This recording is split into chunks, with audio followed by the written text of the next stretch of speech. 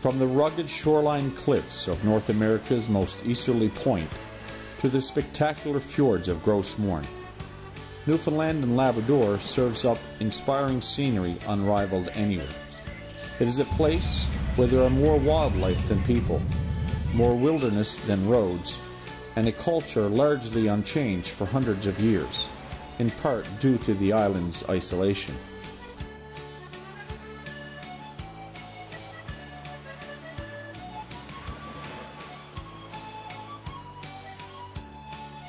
Commonly referred to as the Rock, it's home to Canada's first English settlement, a place that takes you back in time, and a place where often it feels like time stands still.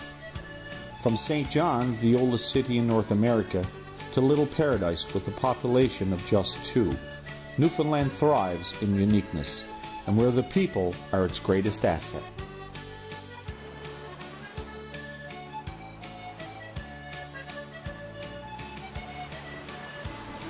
There are many ways to explore Newfoundland and Labrador, but none more intimate than when traveling by motorcycle and hiking through the many fishing villages and backcountry wilderness areas. So come join us as we explore the Rock on 2. That's 2 wheels and 2 feet. We will introduce you to the legendary George Street in downtown St. John's and take you on a 16-kilometer hike to the summit of Gros Morne Mountain. Let us guide you in and out of every bay around this island. So let's get this 2-wheel journey started.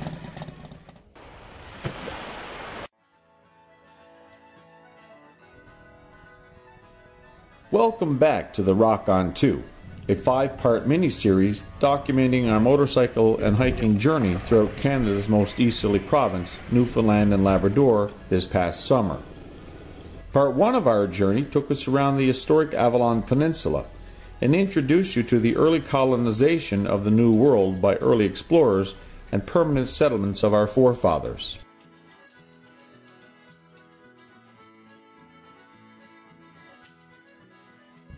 Episode 2, the Central East area of the province, is no less historic and certainly equals the Avalon in all aspects.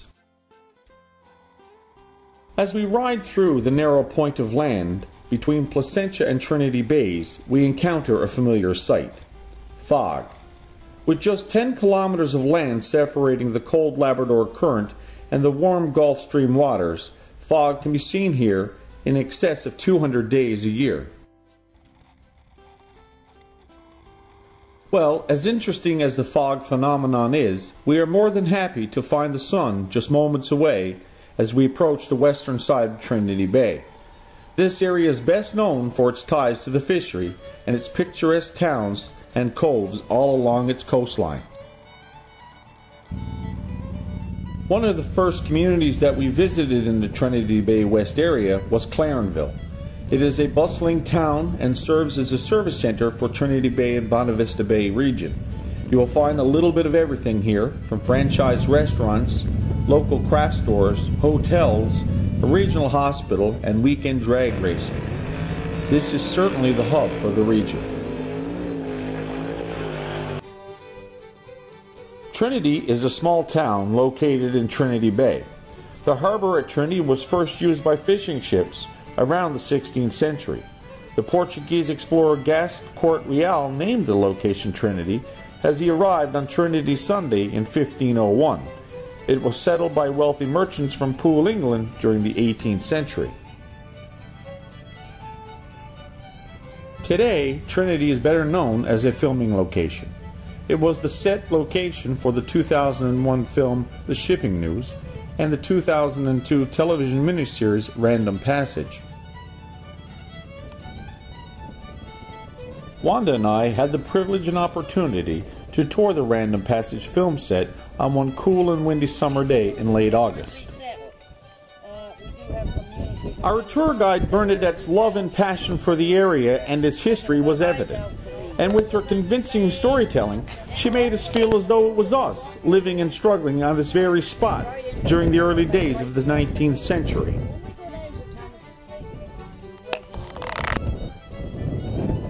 Newfoundlanders knew how to survive in this harsh environment without much food, medicine, or contact with the outside world. Their dedication to hard work helped them survive back in those harsh days and spawned a reputation as hard workers for generations to come.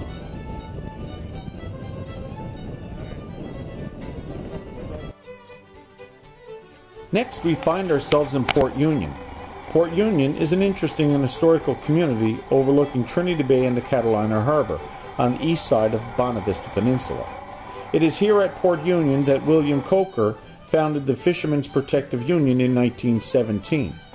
Port Union was also home base for the publication of the Fisherman's Advocate Journal.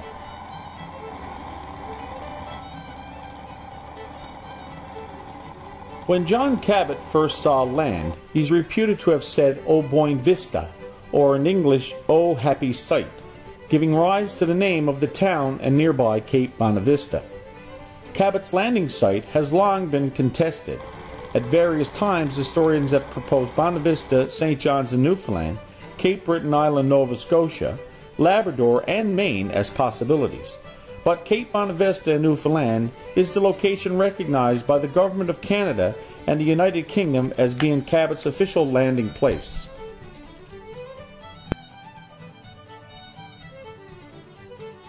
Wherever Cabot landed, it is believed that his expedition were the first Europeans to set foot in North America since the Vikings, whose voyages a half a millennium earlier were probably unknown to the Bristol explorers.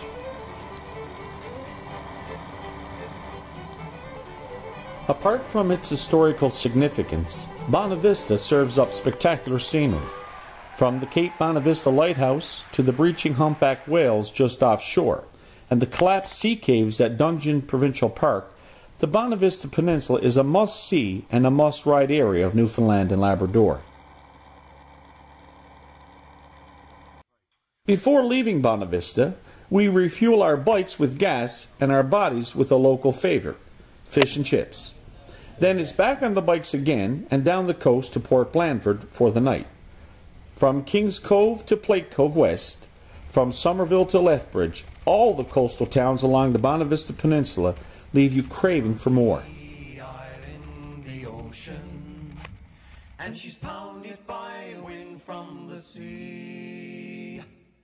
You might think that she's rugged and cold, but she's home, sweet home to me. She's bordered by inlets, tickles and sounds, reaches by coves and by bays. She soothes your vision as you sail round her shores with a mixture of greens, browns. After a good night's rest at the Serendipity Bed and Breakfast in Port Blanford, today it's off to Twillingate and the Notre Dame Bay area.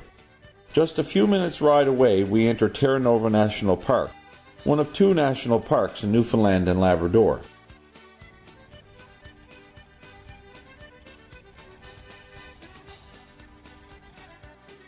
Terra Nova's landscape is typical of the northeast coast of Newfoundland, but with remnants of the Appalachian Mountains contributing to its rugged terrain throughout the region.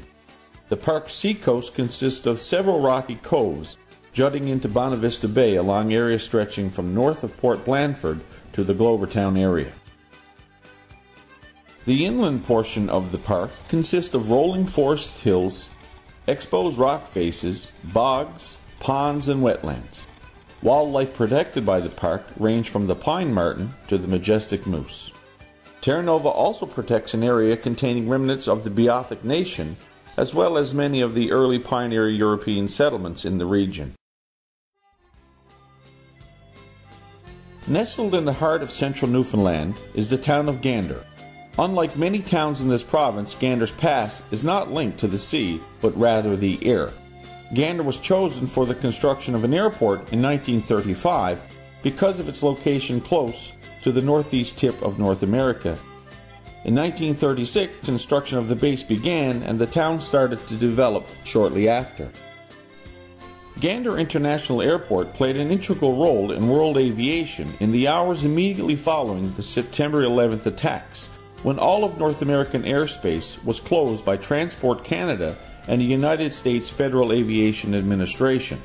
38 civilian and 4 military flights bound for the United States were ordered to land at the airport.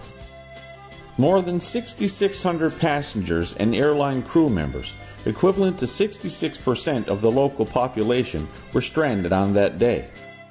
Residents of Gander and surrounding communities volunteered to house, feed, and entertain the travelers in what became known as Operation Yellow Ribbon. It's McDonald's for an early lunch and a little rest for our saddle butts before heading to the Notre Dame Bay community of Twillingate. Although Twillingate is today's destination, there are many places that warrant exploration along the scenic route, from Boyd's Cove Beothic Interpretation Center to the quiet little coves hidden from the highway. We arrive in Twillingate at 1:30 p.m. and decide to check into our bed and breakfast before exploring the area. Staying at a bed and breakfast is a first for Wanda and I, and it's the only option in some of these off-the-beaten-path towns. The Captain's Legacy is a charming home built in 1881 by the late Ibram Jacobs. It has beautiful tin ceilings on the main floor and was designated a municipal heritage site by the town of Twillingate due to its authentic and historic value. The Captain's Legacy was home to the late Captain Peter Troke. Captain Troke sailed the MV Christmas Seal, testing for TB in the outports around Newfoundland and Labrador from the mid-1940s until 1970.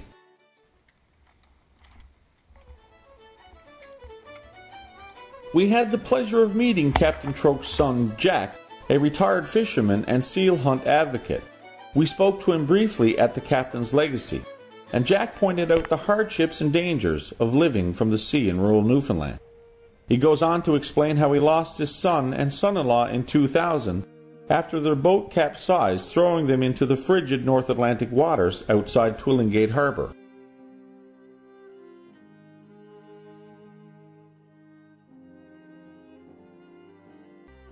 We often forget the hardship and tragedy side of Newfoundland. We tend to only see its beauty as we tour the rock on our motorcycles. But that is the other truth of this place, a truth that haunts every bay and touches so many families. The waters off our coast can be so harsh and unforgiving.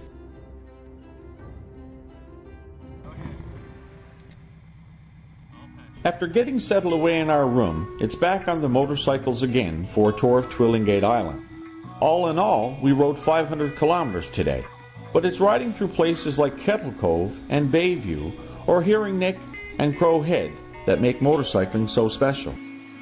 You are one with your environment. You can smell the ocean breeze, you can hear the waves crash up on the shore, and you can feel the heat from the sun's midday rays, or the coolness in the air as the sun sets low on the horizon.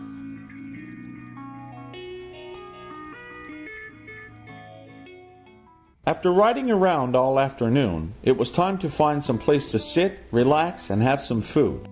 We find a nice little restaurant on the western side of the harbor overlooking Twillingate. The view from our table was absolutely stunning.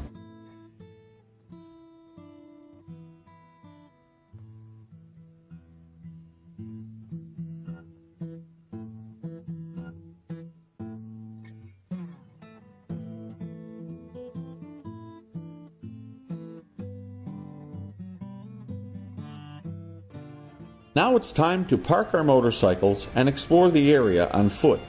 Walking provides the opportunity to see things up close and personal. Here is a sample of some of the beautiful scenery of Twillingate and nearby Durrell.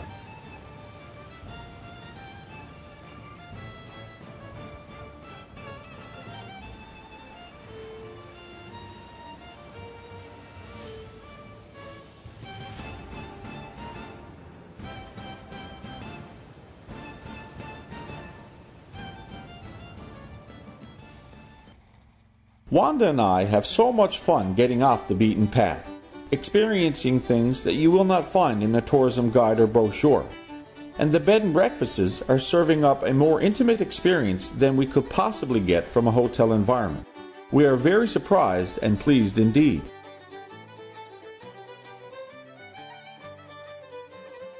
We awake to another beautiful day, and after some minor chain adjustments to Wanda's motorcycle and our farewells to Captain's legacy, we start our journey back down the coast of Notre Dame Bay. Today our destination is Westport, located in the central west region of the province, and thus today also brings an end to our riding and touring of the central east region of the Rock.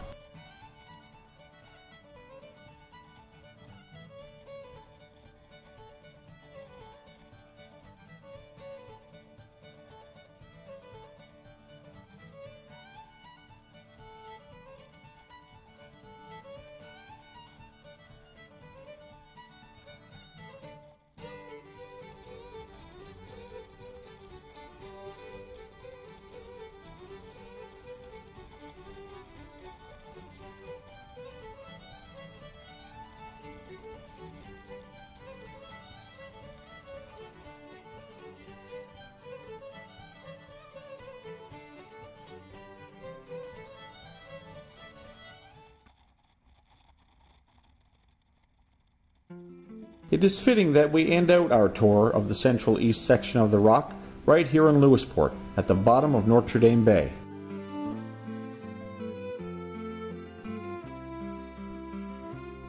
Settlers first arrived at Lewisport in 1887 and engaged in the prosperous fishing, logging, and shipbuilding industries.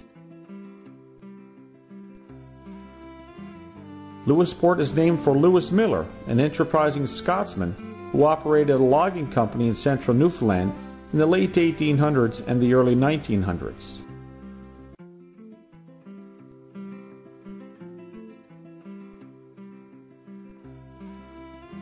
The attraction here for Mr. Miller would have been the huge strands of birch, spruce, and pine, which grace the shores and remain here to this very day.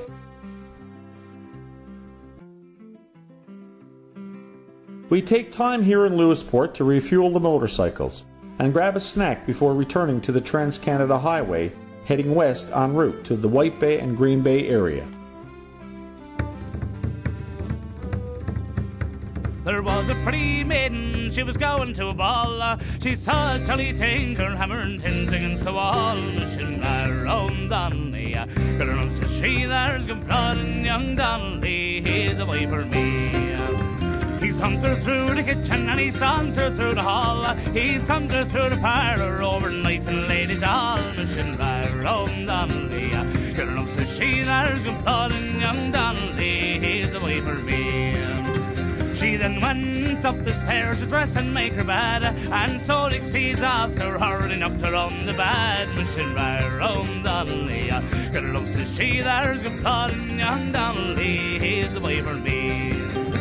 She then went down the stairs, the both unlocked the door, and so Dixie's after her and knocked her on the floor. Machine round Donnelly, got her up, says she, there's good blood in young Donnelly, he's away for me.